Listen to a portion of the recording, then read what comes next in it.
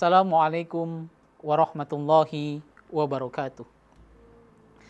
Alhamdulillah, alhamdulillahilladzi arsala rasulahu bil huda wa dinil haqq liyuzhirahu 'alad dini kullih wa kafa billahi syahida.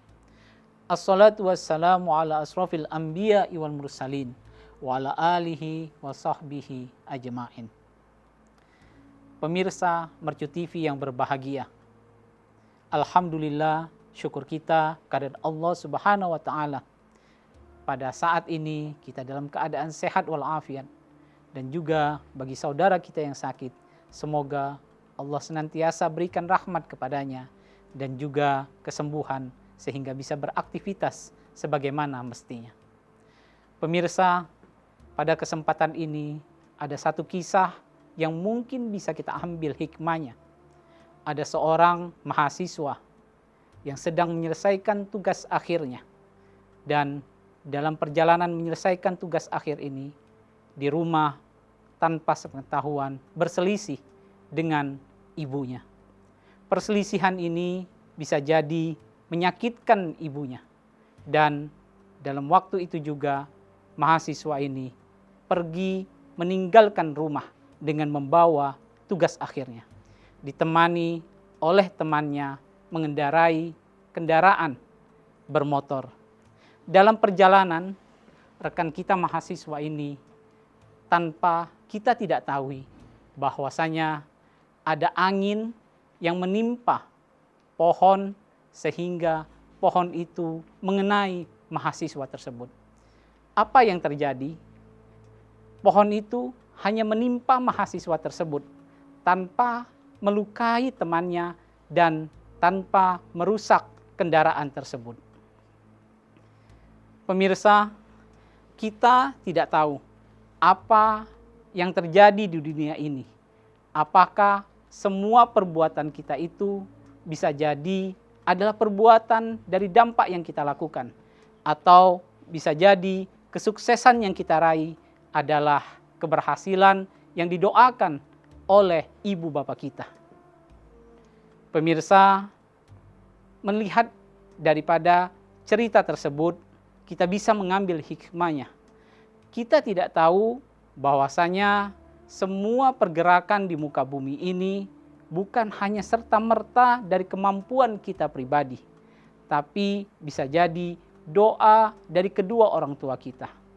Sakitnya dari hati dari ibu kita itu bisa menyebabkan daripada kesulitan yang kita capai, dan sebaliknya kebahagiaan yang diraih oleh ibu bapak kita bisa jadi menyebabkan kita menjadi sukses di dunia dan di akhirat.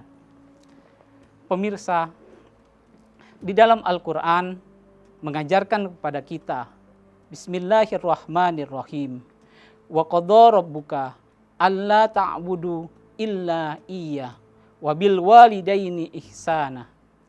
Di dalam ayat ini Allah menyampaikan kepada kita bahwasanya kita diminta untuk menyembah kepada Allah dan jangan kita menyembah kepada Tuhan selain Allah. Dan dari lanjutan ayat ini disambungkan wabil walidaini ihsana.